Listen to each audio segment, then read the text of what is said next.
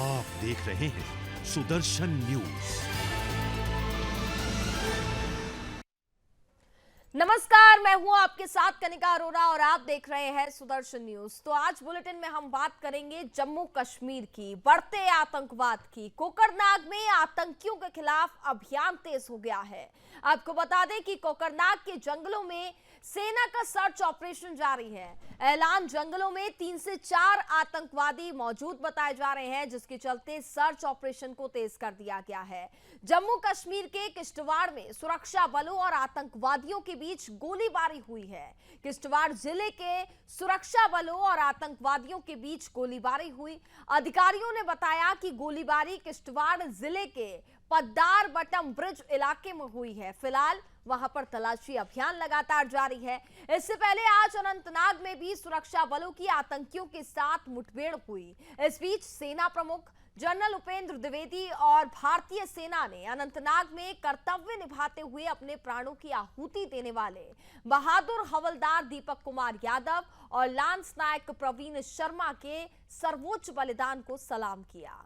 शनिवार को कश्मीर के अनंतनाग जिले के कोकरनाग के एहलान गंडोले इलाके में सुरक्षा बलों और आतंकवादियों के बीच मुठभेड़ में 2 जवान बलिदान हो गए थे। वहीं 3 जवानों और 2 नागरिकों सहित 5 अन्य लोग घायल हो गए थे। सभी घायलों का इलाज फिलहाल जारी है। सभी घायलों को अस्पताल में भर्ती कराया गया है। फिलहाल इलाज लगातार जारी है।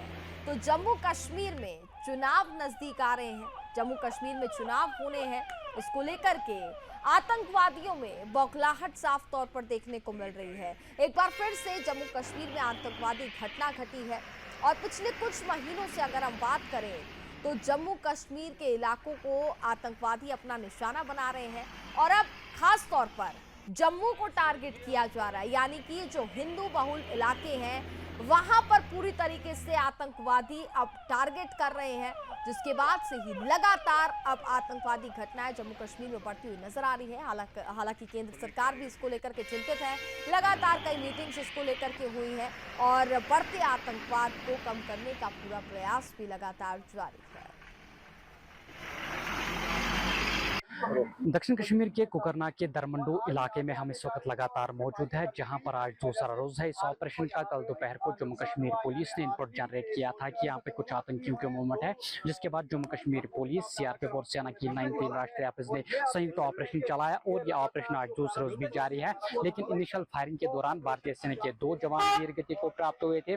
उसके बाद 2 जवान गंभीर रूप से घायल हुए थे, जबकि 2 सिविलियन भी घायल हो चुके थे। लेकिन आज सुबह खबर आई कि एक सिविलियन की डेथ भी हुई है और लगातार मैं आपको तस्वीरें दिखाने की कोशिश कर रहा हूं। यही वो इलाका है, जंगल वाला इलाका है, काफी ज्यादा कठिन रास्ता है इस इलाके का और इस इलाके में लगातार आज दूसरे रोज भी ऑपरेशन जो है वो लगातार जारी है। मैं आपको बताना चाहूंगा कि पीर पंचाल के इलाकों में, खासतौर पर डोडा कश्तवाड़ के इलाकों में पिछले कई महीनों के दौरान जो लगातार आतंकवादी हमले हो रहे थे, उसमें बहुत सारा नुकसान जो है सुरक्षा बल के जवानों को हुआ था। बताया यही जा रहा है कि यही वही आतंकियों का ग्रुप है जो 4 से लेकर 5 आतंकियों का ग्रुप है, जिनके पास भारी मात्रा में हथियार, गोला बारूद मौजूद है। और बताया यह जा रहा है कि वो पूरी तरीके से वेल ट्रेन्ड आतंकी है, जिन्होंने लगातार कायराना हरकतों को पीर पंचाल के इलाकों में अंजाम दिया। अब जानकारी ये मिल रहा है कि 24 जुलाई को ये आतंकियों का ग्रुप जो है जम्मू क्षेत्र के पीर पंचाल के जंगलों से कश्मीर घाटी के इन जंगलों में एंटर हुए हैं और उनको ढूंढ निकालने की लगातार कोशिश की जा रही है।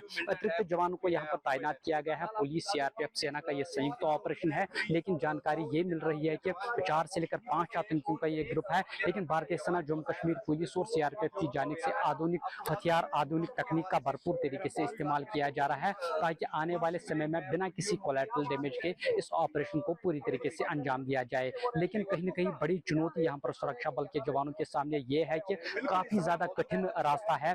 ये जो जंगल वाला इलाका आप देख रहे हैं, इसी में ये ऑपरेशन जो है वो चल रहा है। ये जंगल वाला इलाका है, काफी ज्यादा घना जंगल वाला इलाका है। जो डिफेंस पीआरओ ने कल शाम को जानकारी दी थी कि इस जंगल वाले इलाके में कम से कम हाइट जो है 10,000 फीट की हाइट है। साथ ही इस जंगल में बहुत सारे नालाज मौजूद है, बहुत सारे स्प्रिंग्स मौजूद है, बड़े बड़े पत्थर मौजूद है, जिसकी वजह से सुरक्षा कर्मियों को कहीं ना कहीं इस ऑपरेशन में जो है कठिनाइयों का सामना करना पड़ रहा है। लेकिन आने वाले समय में जिस तरह से इस ऑपरेशन को अंजाम दिया जा रहा है, यहाँ पर डीआईजी दक्षिणी कश्मीर, सीनियर पुलिस अफसर, सीनियर आर्मी के जो अधिकारी है वो ग्राउंड जीरो पे इस वक्त पूरी तरीके से सिचुएशन को मॉनिटर कर रहे हैं। लेकिन अब कितना समय और लग सकता है इस ऑपरेशन में, ये अब देखने वाली बात होगी।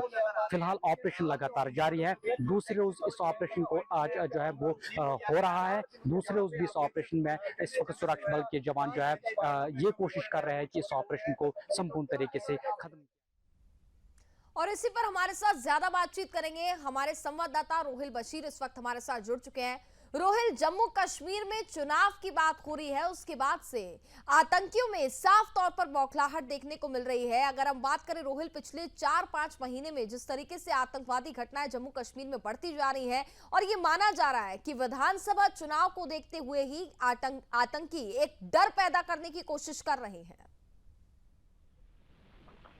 बिल्कुल कनिका, मैं आपको बताना चाहूंगा कि जिस तरीके से लोकसभा चुनाव में लोगों की एक बड़ी पार्टिसिपेशन देखने को मिली, देखने को मिली, लोगों की काफ़ी ज़्यादा तादाद जो है यहाँ पर उसका वोट डालने के लिए सामने निकल कर आए और लगभग 60% वोटिंग जो है, जो जम्मू कश्मीर के इतिहास में पहली बार 60% वोटिंग जो है लोकसभा चुनाव में हुई। और इस वजह से जो दुश्मनी मुल्क है उनको ये सब चीज़ें रास नहीं आई, तो उन्होंने एक बार फिर से यहाँ पर आतंकवाद को भेजना शुरू कर दिया। उसी से आपको याद है कि पीर पंचाल के इलाकों में किस तरीके से सभी सीमाओं से घुसपैठ की कोशिश लगातार की जा रही है। पाकिस्तानी फोर्सेस घुसपैठियों को भरपूर तरीके से और ओपनली मदद कर रही है, उनको एलओसी के इस पार धकेल रही है, ताकि यहाँ पर जो संपूर्ण हालात है 2019 के बाद उनको एक बार फिर से खराब किया जाए। लेकिन यहाँ पर जिस तरह से पिछले कई महीनों के दौरान पीर पंचाल के इलाकों में लगातार आतंकवादी हमले हो रहे हैं, जिस तरीके से लगातार सुरक्षा कर्मियों को बार बार निशाना बनाया जा रहा है, तो जो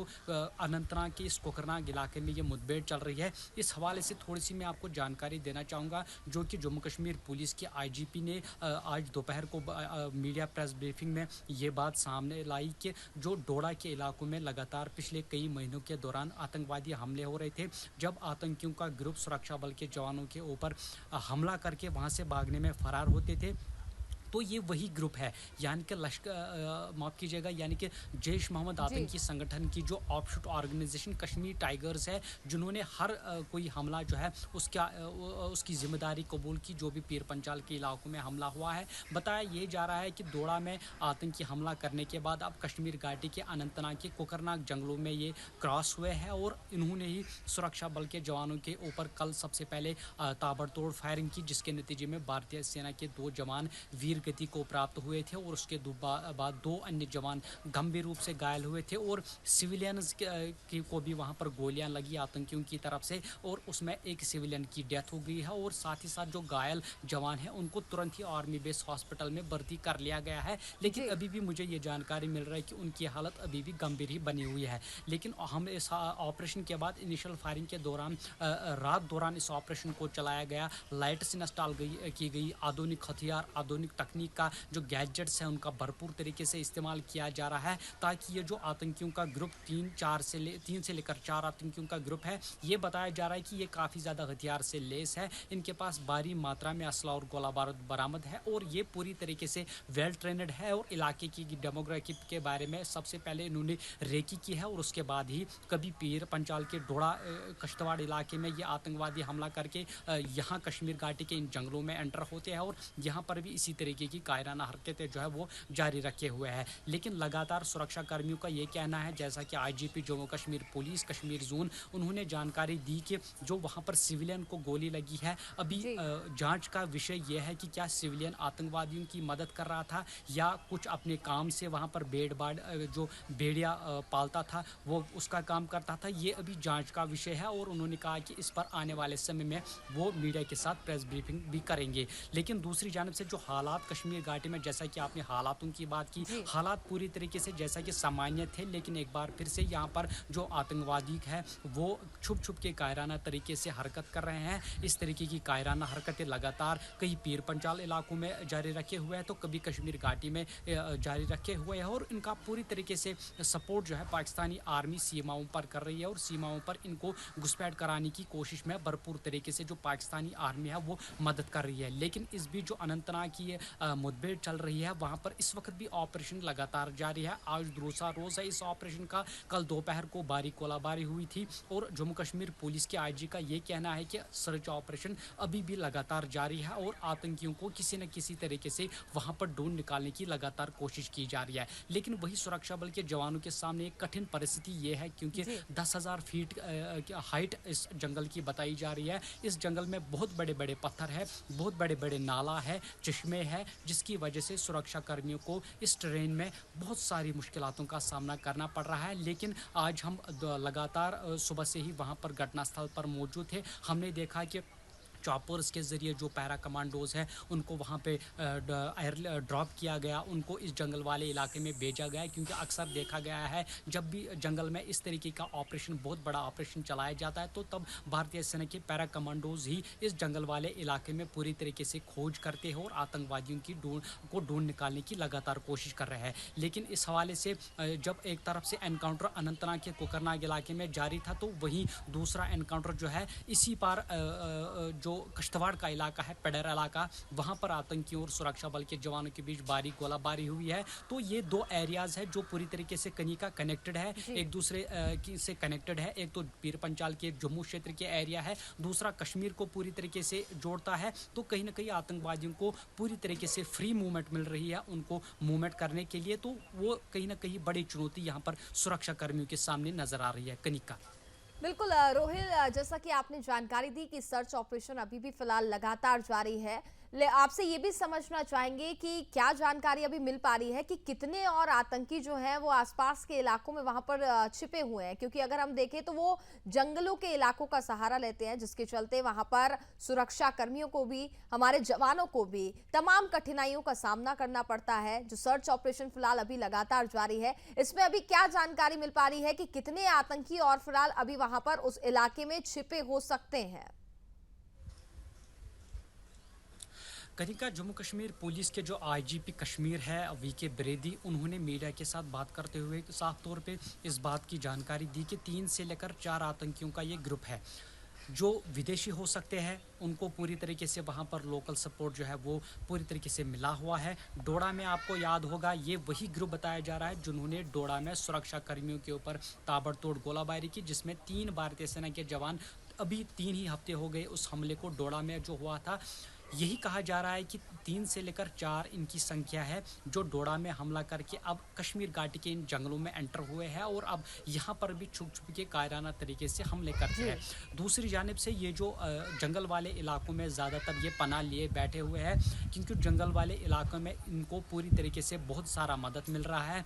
इन घने जंगलों में विजिबिलिटी एक तो काफ़ी ज़्यादा कम होती है, दूसरी जानिब से इन जंगलों में काफ़ी ज़्यादा बड़े बड़े हाइड आउट्स मौजूद है जिनका ये आतंकवादी सहारा ले रहे हैं। तो इस वजह से इनकी फ्री मूवमेंट इन जंगल वाले इलाकों में हो रही है, और इसको देखते हुए भारतीय सेना, जम्मू कश्मीर पुलिस और अन्य सुरक्षा एजेंसीज ने अब बहुत सारे ऐसे इक्विपमेंट्स, बहुत सारे ऐसी लेटेस्ट टेक्नोलॉजी के गैजेट्स उनका प्रयोग कर रही है, ताकि इन आतंकवादियों की पूरी तरीके से खोज की जाए और वो सस्पेक्ट स्पॉट जो है उसको आइडेंटिफाई किया जाए इन लेटेस्ट टेक्नोलॉजी गैजेट से। जहां पर आतंकवादी छुपे हैं उस सस्पेक्ट स्पॉट को किसी न किसी तरीके से आइडेंटिफाई किया जाए, उसके बाद उस पर बम जो है वो भी गिराया जा सकता है, और उसको हाइड आउट को पूरे तरीके से जो नेस्त नाबूद कर सकते हैं सुरक्षा बल के जवान। लेकिन इस बीच सबसे बड़ी कठिनाई, सबसे बड़ी चैलेंजेस का सामना जो है इस वक्त वेदर का चैलेंज, वहाँ पर सबसे बहुत बड़ा चैलेंज सामने आ रहा है, क्योंकि इलाके में सुबह से ही वहाँ पर लगातार बारिशें हो रही है, जिसकी वजह से सुरक्षा कर्मियों को मजीद सख्तियाँ जो है वहाँ पर उठानी पड़ रही है। लेकिन हमने देखा कि भारतीय सेना के अतिरिक्त जवानों को तैनात वहाँ पर किया गया है। रेनफोर्समेंट लगातार हम सुबह से ही देख रहे हैं, वहां पर रेनफोर्समेंट को बुलाया गया है। लेकिन अब सबसे बड़ी प्रायोरिटी सुरक्षा बल के जवानों के सामने ये है कि अब बिना किसी कोलैटरल डैमेज के आने वाले समय में इस बहुत बड़े एनकाउंटर को अंजाम दिया जाए, क्योंकि पहले ही भारतीय सेना ने अपने 2 जवानों को खोया। अब 2 जवान सर्वोच्च बलिदान हुए। अब ये चाहती है सुरक्षा बल के जवान कि अब उनको कोई कैजुअलिटी ना हो। और दूसरी जानब से ये जो आतंकवादी है, जिनकी संख्या 3 से लेकर 4 है, जो पूरी तरीके जी। से वेल ट्रेन्ड है और साथ ही साथ उनके पास भारी मात्रा में असला और गोला बारूद है, उनको जल्द से जल्द ढूंढ निकालकर बिना किसी कोलैटरल डैमेज के उनको आने वाले समय में ख़त्म किया जाए। लेकिन अब देखना यही होगा कि क्या आज इस ऑपरेशन को ख़त्म किया जाएगा या और कुछ दिन इस ऑपरेशन को लग सकते हैं, ये अब देखने वाली बात होगी। लेकिन जिस तरह से इस वक्त सुरक्षा बल के जवान इस ऑपरेशन में चलिए लगे हुए बिल्कुल हैं, रोहिल, आप नजर बनाए रखिएगा, आगे भी हम आपसे अपडेट लेते रहेंगे। फिलहाल बहुत बहुत धन्यवाद आपका तमाम जानकारी हम तक पहुंचाने के लिए।